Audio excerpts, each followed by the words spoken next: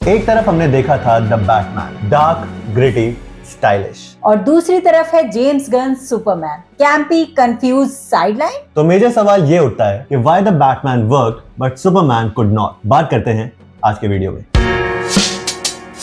तो सबसे बड़ा फर्क जो सामने आता है गाइस वो है क्लियर विजन, क्योंकि मैट रीव्स की बैटमैन एक क्लियर थीम्ड मूवी थी जहां पर हम लोगों को एक काफी ग्रिटी सी साइकोलॉजिकल डिटेक्टिव थ्रिलर देखने को मिलती है। एक इमैच्योर सा बैटमैन है, एक सीरियल किलर रिडलर है और Gotham city feels like a real place. वहीं अगर सुपरमैन की थीम की बात करें तो बिल्कुल भी समझ में नहीं आती है। I mean the movie talks about the things ऊपर ऊपर से, जैसे कि सुपरमैन का डिलेमा एंड जो वो सही कर रहा है उसके बाद भी गलत हो जाना, और उसका मॉरल स्टैंड जो कि काफी ज्यादा बढ़िया और इम्पैक्टफुल हो सकता था इफ डन राइट। पर मूवी ने उन सब चीजों को जो सुपरमैन को सुपर बनाती है सारी चीजें साइडलाइन कर दी, क्योंकि it wanted to be a quirky comedy James Gunn's film. जी हाँ गाइस, मूवी में सुपरमैन तो है, कुछ टाइम के लिए क्लार्क केंट भी है, बट उसको अपने साथ कुछ ज्यादा टाइम ही नहीं मिलता बिकॉज इतनी सारी चीजें इतनी ज्यादा तेजी से होती जा रही है और फिर इतने सारे कैरेक्टर्स हैं और देन द सुपर डॉग कि उसको बिल्कुल उन सब चीजों में ही फंसा रह जाता है। और लास्ट में भी जब भी चीज खत्म होती है तब भी वी थिंक कि इट्स जस्ट एंडेड अब्रप्टली। तो जब कुछ ऐसे मोमेंट्स आते भी हैं जहां पर वो इमोशन या सुपरमैन वाला लेवल फील भी हो पाए तो ऑडियंस को वो बहुत ज्यादा इम्पैक्ट या बहुत ज्यादा फील नहीं दे पाता। दूसरी तरफ अगर द बैटमैन की बात करो तो जो उसमें इम्पैक्ट देखने को मिलता है, चाहे वो एंट्री सीन हो, चाहे डिटेक्टिव वाली चीजें हो, और चाहे वो एंडिंग बैटल हो, जब हम लोग देख रहे होते हैं तो ऐसा लगता है we are watching the Batman. और वहीं 10 साल से ज्यादा वेट किया है लोगों ने सुपरमैन के लिए, but this film was not it. और मुझे लगता है गाइस कि the Batman was more like a character study film जहां पर हम लोग उसका वर्ल्ड, उसके लोग, उसके डायलॉग, उसका थीम सब कुछ बहुत ज्यादा मैच करता है अगर आप बैटमैन को थोड़ा भी जानते हो तो। Like the world is super gritty, जो लोग हैं वहां क्रिमिनल वर्ल्ड चल रहा है वहां पर। गॉथम जो है भाई वो बिल्कुल ही डार्क एक जोन में जा चुका है। He is an immature Batman right now, 1-2 साल ही हुए उसे बैटमैन बने। तो वो जो चीजें दिखाई गई है, रैश डिसीजंस लेना,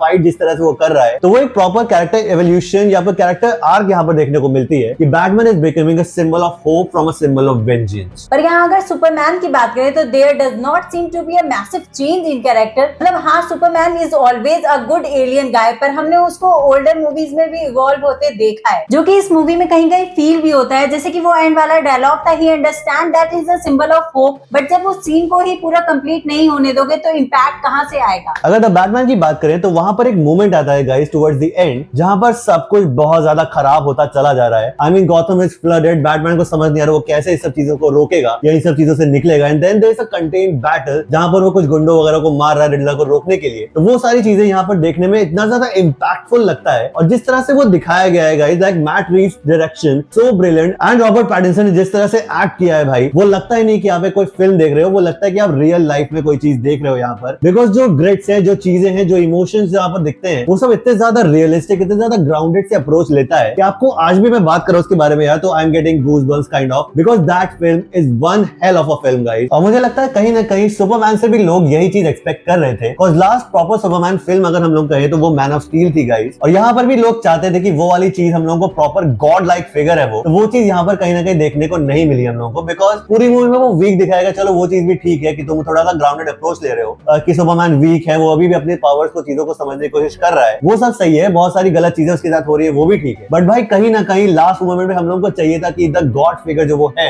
वो सामने आता है। 1-2 मोमेंट ऐसे आते हैं, लाइक अगर तुम लोगों ने मूवी देख रखी है तो यहाँ पर एक सीन आता है जहां से सुपरमैन भाई एक्सप्लोजन से उड़ता हुआ हम लोगों को दिखता है। That was a hell of a moment guys. और वो मोमेंट भी इतना ज्यादा शॉर्ट सा लगता है कि बहुत जल्दी आके चला जाता है कि आप उसको बहुत ज्यादा अपने अंदर नहीं रख पाते हो। और प्रॉपर मुझे लगता है वो फील, वो इम्पैक्ट, वो जो सुपरमैन वाली चीज होती है जिसके लिए लोग बहुत साल वेट किया, जैसे कि इसने भी कहा, वो यहाँ पर फील नहीं हो पाती है बिल्कुल भी। And I think that is the greatest disappointment of this movie. Yes, I agree guys। जैसे मैन ऑफ स्टील में जो बैटल दिखाया गया था उसमें सुपरमैन फील्स लाइक सुपरमैन, क्योंकि जो बैटल हो रहा था, जैसे वो जॉर्ड को हवा में ले जा रहा था एंड जो तोड़फोड़ मचा रहा था, तो देखने में लग रहा था कि हाँ वो सुपरमैन है। तो इस मूवी में वो चीज थोड़ी सी मुझे मिसिंग लगी। तो we think the major reason why Batman worked was because उसको पता था कि वो होना क्या चाहती है, मतलब what it wants to be, what it wants to show, वो सब चीजें जो लोग एक्सपेक्ट करते हैं एक बैटमैन फिल्म से वहां पर देखने को मिली हम लोगों को। चाहे वो डिटेक्टिव स्किल्स हो, चाहे वो फाइट सीक्वेंस हो, चाहे वो कन्फ्रंटेशन सीन्स हो, हर चीज में हम लोगों को बैटमैन वाली फील, वो बैटमैन वाली वाइब भी आ रही थी। वहीं अगर सुपरमैन की बात करें तो ऐसा लगता है जेम्स गन वाज कंफ्यूज, क्योंकि एक ऐसा कैरेक्टर था उनके पास जिसकी स्टोरी बहुत ही ज्यादा इंस्पायरिंग हो सकती थी, but he chose this to be quirky casual flick that that doesn't feel like a comeback of Superman or the new DCU. आपको क्या लगता है सुपरमैन और द बैटमैन में क्या डिफरेंसेस है, कौन सी अच्छी लगी कौन सी नहीं? और अगर और ऐसे वीडियोस देखना चाहते हो तो वो भी आप सजेस्ट कर सकते हो हम लोगों को या सब्सक्राइब कर सकते हो। तो that was a video for today I guess. Video पसंद आया हो तो लाइक करिएगा, सब्सक्राइब करिएगा। हम मिलते हैं नेक्स्ट वीडियो में।